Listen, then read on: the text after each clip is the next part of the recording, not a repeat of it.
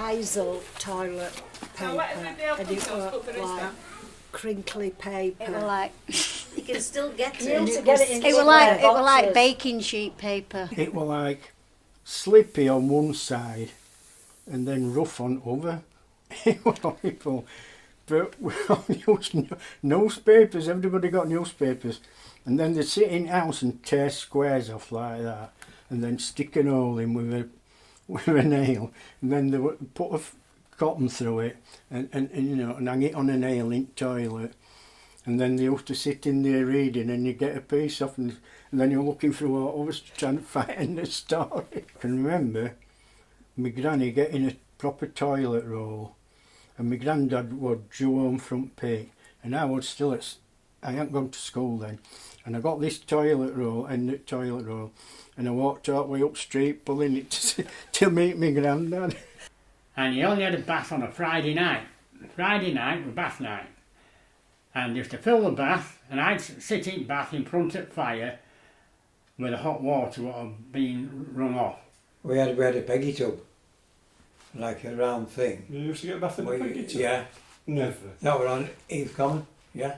It's a round tin, like a big galvanised tin. No galvanised tin. And inside, two of you used to get bathed. But then when you've done all your washing, then me and our John used to get in. And it was red hot with that damn tub. Yeah, it was. Oh, was that, Many feet. Yeah. well, that boiler outside the Yeah, fire? yeah. Get in there. We used to have to get in there and it used to burn your feet to death. Yeah. And you had that fairy, you had that big soap, didn't we? That red soap, carbolic soap. Carbolic soap. Got it in your eyes, oh, it stung for hours. Mm-hmm. It was a big to And get. it lasts forever. Yes, forever. Don't tell us it's shot by a sprayer though. There wasn't none. I remember most one, on a Saturday, my granny used to have a butcher and he used to take a great big piece of beef and she used to cook it. It would open fires then, there were no cookers. And we used to have a Saturday tea time beef sandwiches, then we'd have us dinner on a Sunday, beef dinner, and then Monday there was still enough left for, you know, to have more beef sandwiches. When they wanted to bake, they only had an oven that was outside the fireplace, Yeah. we did. And they used to put a brick in for certain things that they wanted to cook, to know how it'd get out. My mother used to make scones, bread, whatever you wanted to make, you could make, she would make it. And that table was as big as that table, and that table was full every day from dawn till dusk. A gas man used to come, used to put pennies in gas meter, so he used to come under his gas meter, then he used to be really quick going £1, £2, £3, then if there were any left he'd put that back in thing for you for a bit of extra gas. We lived in a terrace house, rows and rows of terrace houses, no electricity, just one tap for running water, cold water, and then we had a gas mantle. Trying to keep warm was a problem. You had a gas fire, coal fire. That's if you had some coal to put on it. My dad was a miner, and my mother, she didn't really work, she worked early. I think she worked up milk, and before that I think she worked in an ammunitions factory polishing shells for the war. Because there were pit houses and my dad worked at pit, we got the house then, and we lived right at the bottom of Park Row, number 35, and it was fabulous because we used to call it wood. There were 3 elderberry bushes in it. We used to just go through a pit yard, and then sometimes if he were coming off his shift, of course because he were black and he hadn't gone to the bath, we didn't know. And there used to be this man waving to the goes that was my dad. And I know his pit clothes, I know my mother used to put them in a bucket or something and rinse them a bit before she actually put them in wash, because they were that mucky. She stayed at home. She stayed at home all the time, and she made hooky rugs. Some people used to make them with little bits, and so they had it just looped round through the canvas. But my mother used to make it on a frame, and the frame was from the table to my dad's big chair that's like that one.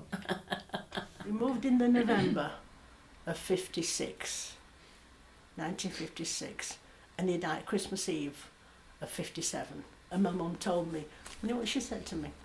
Your daddy's gone to Jesus. They say you shouldn't say that now, but actually I found comfort in that. My mum struggled, but we had no money. We had no money. I can remember we used to burn shoes to keep warm. She had to she had to go out to work, and legally now she wouldn't have been able to, because I was 8. I was 9 in the January. You can't leave a 9-year-old at house, can you? And the only job she could get, because she wasn't trained to do anything apart from pickles, she had to leave me in the house, because she got the only place she could get one on dinners. She was a dinner lady, and I had the key. At 9-year-old, I had the key to get in and out of the house. Everybody knew one another. They knew nobody had any secrets. They weren't allowed secrets, and everybody knew everybody's life story. All his family lived in where they call Mill Lane, which Mill Lane was absolutely brilliant where we used to live. It used to be a community in itself. Plus we had a farmer, Colin Booth, who all through summer holidays, me and Andrew Ratcliffe used to go up and work for him.